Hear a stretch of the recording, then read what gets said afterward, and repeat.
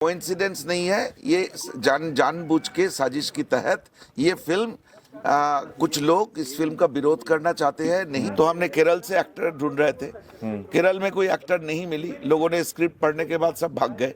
इस फिल्म के लिए आधा का चॉइस मेरे लिए बहुत नेचुरल था, मतलब मैं तो बोलता हूँ एक फोन कॉल था कि आधा शूटिंग में पहुंच जाना। केरला स्टोरी रिलीज की 10 महीने में हमने बस्तर लेके आए जी, और आपको भी समझ में आ गया होगा कि केरला स्टोरी हो या बस्तर हो, ये बनाना बहुत आसान काम नहीं है जी। बहुत खून पसीना एक करना पड़ता है, सिर्फ बनाना नहीं, उसको लोगों को दिखाना भी बहुत डिफिकल्ट है।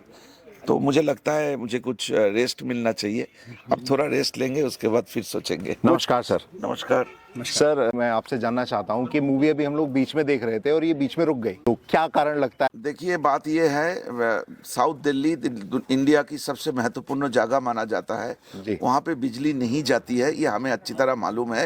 ये कोई टेक्निकी फॉल्ट नहीं है, मैं दावे के साथ आपको बता दूं, ये कोई टेक्निकी फॉल्ट नहीं है, ये कोई कोइंसिडेंस नहीं है, ये जानबूझ के साजिश के तहत ये फिल्म कुछ लोग इस फिल्म का विरोध करना चाहते हैं। नहीं चाहते हैं कि ये यूनिवर्सिटी की स्टूडेंट्स इस फिल्म को देखें, इसलिए बिजली बंद कर दिया गया।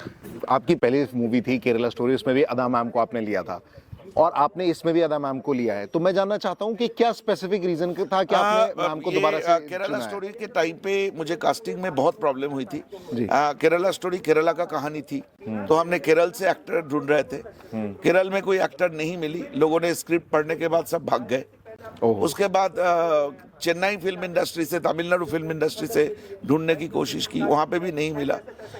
आदा मेरी प्रोड्यूसर के साथ पहले काम कर चुके थे 2-3 फिल्मों में, बहुत बेहतरीन एक्टर है, तो तब हमने आदा को अप्रोच की, उसकी ऑडिशन लिया गया, तो और उस फिल्म के बाद आदा इतनी पॉपुलर हो गई और इतने प्यार मिला, शायद ही इंडियन सिनेमा में इस तरह की कोई एक्ट्रेस आज के तारीख में है।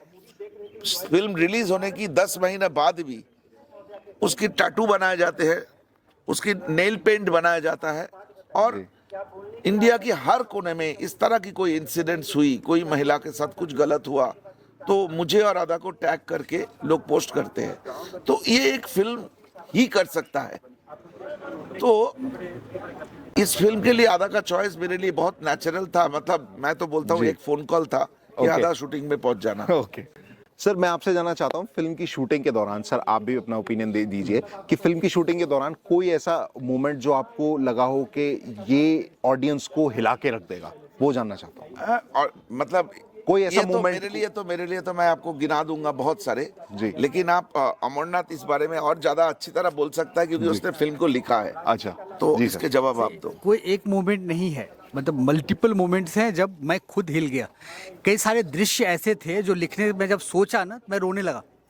मैं अकेले आइसोलेट होकर एक रिसोर्ट में लिख रहा था, मैं लिटरली जब मैं सोचा कि अब ये उसका होगा, आप लोगों में से अगर आप फिल्म देखे होंगे तो मैं बता भी सकता हूँ, एक मोमेंट ऐसा है जब उसको एहसास हो जाता है कि अब मैं नहीं बचने वाला हूँ, और फिर वो कुछ बोलता है अपने फैमिली से। वो जब मैं सोचा कि अब वो उसका एहसास हो गया, मैं रो पड़ा। मैं उसके 10 मिनट बाद फिर वो सीन लिख पाया। तो ऐसे अनेकों मोमेंट्स हैं। अब जब हमारे जवान, आप देख रहे होंगे किस अवस्था में रहते हैं, जंगल में लगातार काम करते हैं, क्या खाते हैं, और हम उनको यूं आरोप लगा देते हैं, यूं कह रहे जवान तो ये कर देते हैं, जवान तो वो कर देते हैं। आप जाके देखो, ग्राउंड पे देखो कि वो कैसे रहते हैं। हमारे देश में जो पुलिस फोर्स में है, सबसे आसान टारगेट होते हैं, जो सिक्योरिटी में सबसे आसान टारगेट होते हैं, लेकिन जब समस्या आती है सबसे उन्हीं को भेजा जाता है, सबसे आगे। बाढ़ हो, जंगल हो, फेस्टिवल हो, सबसे आगे वही रहते हैं। और जब गाली की देने की बात आती है कि सबसे करप्ट कौन, सबसे खराब कौन, सबसे ज्यादा मजाक किसका, तो वही सिक्योरिटी वाले, सब सारे पुलिस, सिक्योरिटी से मेरा मतलब जो भी पुलिस, सीआरपीएफ, सब उन सब का सबसे पहले हम उन्हीं को खराब मानते हैं। तो वो जब उन्हीं की कहानी, उन्हीं का दर्द, और बस्तर तो एक ऐसा जगह जो एपी सेंटर है जी, मतलब इस पे आपको दिख ही रहा होगा ना, कम्युनिज्म जो है ना एक प्रयोग है, और उस प्रयोग में अभी तक बहुत पुराना रिपोर्ट है कि 10 करोड़ लोग मारे गए हैं। मेरे ख्याल से बहुत सारा ज़्यादा लोग मारे गए होंगे, क्योंकि हम सब जानते हैं जितना क्राइम होता है उतना रिपोर्टिंग नहीं होता है। डेटा उसी का बनता है जो रिपोर्ट होते हैं, बहुत सारे क्राइम रिपोर्ट नहीं होते हैं। तो कम्युनिज्म क्या है? कम्युनिज्म एक समाज के साथ प्रयोग है कि हम एक ऐसी समाज व्यवस्था बनाएंगे जहाँ एक ही सरकार होगी, और सरकार भी नहीं होगी, किसी का अपने व्यक्तिगत संपत्ति की अवधारणा भी नहीं होगी। ऐसे एक काल्पनिक समाज बनाने की कोशिश में प्रयोग चल रहा है। रसिया में प्रयोग फेल हुआ, वापस एक क्वासी डेमोक्रेसी में आए, चाइना में प्रयोग फेल हुआ, चाइना में व्यक्तिगत संपत्ति का अधिकार देना पड़ा, कंबोडिया में कितने लोगों को मारा। तो जब उनकी कहानी आप लिखते हो, उनके बारे में कहानी लिखते हो, तो आप हर तीसरा मोमेंट दिल दहलाने वाला होता है। तो मैं तो बहुत, मेरी हालत खराब हुई लिखते समय। अभी भी मैं जब देखता हूँ ना, मेरी हालत खराब, मैं कम से कम ये 25वीं बार देख रहा हूँ ये फिल्म, मैं कम से कम 25वीं बार देख रहा हूँ इस प्रोसेस में, लिखने के अलावा। लेकिन अभी भी मैं जब देखता हूँ मेरी हालत खराब हो जाती है। Sir, Kerala story, now Bastar, आगे हमें क्या देखने को मिलेगा जिससे हम आप फिर ऑडियंस को हिलाकर रख देंगे? 10 महीने, मतलब केरला स्टोरी रिलीज की 10 महीने में हमने बस्तर लेके आए जी। और आपको भी समझ में आ गया होगा कि केरला स्टोरी हो या बस्तर हो, ये बनाना बहुत आसान काम नहीं है जी। बहुत खून पसीना एक करना पड़ता है, सिर्फ बनाना नहीं, उसको लोगों को दिखाना भी बहुत डिफिकल्ट है।